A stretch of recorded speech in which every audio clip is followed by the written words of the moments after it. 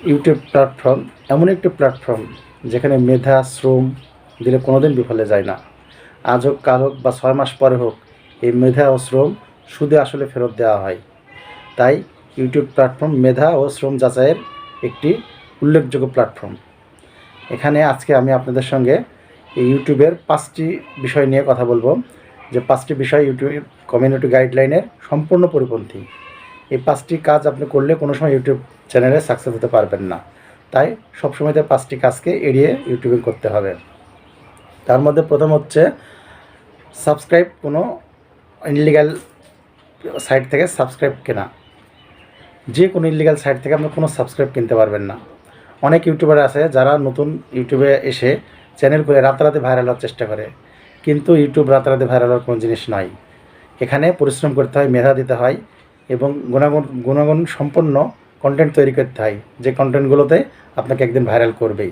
কিন্তু অনেকে আছে যারা ধৈর্যহারা হয়ে যায়, 1000 সাবস্ক্রাইব কোথায় পাবো, কীভাবে পাবো, এরকম করতে গিয়ে অনেক সময়তে আমরা ভুল ওয়েবসাইট থেকে সাবস্ক্রাইব কিনে থাকি। টাকার বিনিময়ে যে সাবস্ক্রাইবগুলো কিনি সেগুলো ডেড সাবস্ক্রাইব, এগুলো আসলে কোনো কাজে আসে না। তাই এই সাবস্ক্রাইব কেনার থেকে আপনাদের সবসময় বিরত থাকতে হবে। সাবস্ক্রাইব কিনে কোনো দিন ইউটিউবে গেইন করা যায় না। 2 নম্বর কাজ হচ্ছে স্প্যামিং কমেন্ট করা থেকে বিরত থাকা।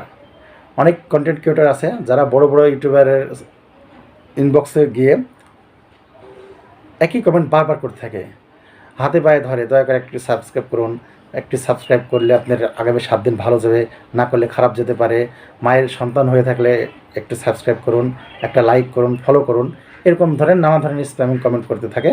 বা হলো ওই সমস্ত বড় বড় চ্যানেলে গিয়ে তার চ্যানেলের লিঙ্কটি শেয়ার করে আসে যাতে করে সাবস্ক্রাইব বাড়ে, কিন্তু ইউটিউব অ্যালগরিদম এটা কখনোই অ্যাকসেপ্ট করে না।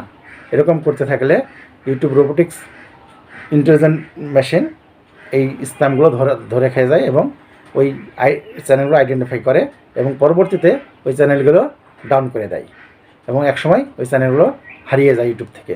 তাই কোনো সময় যেন স্প্যামিং কমেন্ট থেকে বিরত থাকবেন। স্প্যামিং কমেন্ট করতে যাবেন না কারোর সাইডে, এমনি ভালো কাজ করুন, কাজের দিকে মনোযোগ দিন, দেখবেন যে আপনার চ্যানেলটি অটোমেটিক্যালি গ্রো হতে থাকবে। 3 নম্বর অপশন হচ্ছে ওয়াচ টাইম ক্রয় করা। অনেক কন্টেন্ট ক্রিয়েটর আছে 4000 ঘন্টা ওয়াচ টাইম দেখে মাথা ঘুরে যায়, তারা কিভাবে এটা গেইন করতে হবে সেজন্য মরিয়া হয়ে যায়। তাই অনেক অসমর্থিত সাইট থেকে ওয়াচ টাইম কিনে থাকে। ওয়াচ টাইম কেনার কোনো প্রয়োজন নেই, কন্টেন্টের দিকে মনোযোগ দিন। যদি আপনার কন্টেন্ট ভালো হয়, যদি আপনার কন্টেন্টের দম থাকে, তাহলে এমনি ভিউজার আছে যারা কন্টেন্টটা দেখবে এবং আপনার কল ডিউরেশন বাড়বে। আপনাকে ওয়াচ টাইম কেনার কোনো প্রয়োজন হবে না। ওয়াচ টাইমে কেনার চেয়ে আপনি কন্টেন্টের দিকে বেশি নজর দিন, কন্টেন্টে ভালো করুন, অনেকে যেন মনোযোগ দিয়ে কন্টেন্টে দেখে এই ব্যবস্থা করুন। তাহলে দেখবেন যে একদিন আপনার চ্যানেলটি গ্রো হয়ে যাচ্ছে এবং কেউ আটকাতে পারছে না।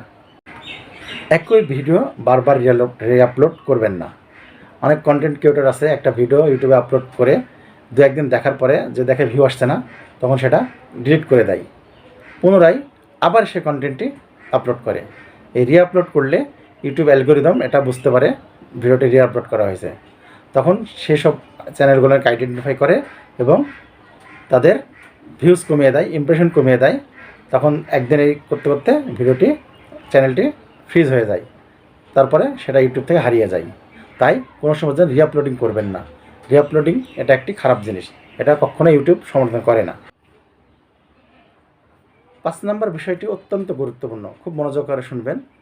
এটা হচ্ছে অনেক কন্টেন্ট ক্রিয়েটর আছে ওয়াচ টাইম বাড়ানোর জন্য নিজের ভিডিও বারবার দেখতে থাকে। 2-1টা জিমেল আইডি দিয়ে বারবার ভিডিও চালু করে রেখে দেয় বা বারবার দেখে। ইউটিউব ইন্টেলিজেন্ট রোবট এটা অতি সহজেই ধরে ফেলে, তখন এই চ্যানেলের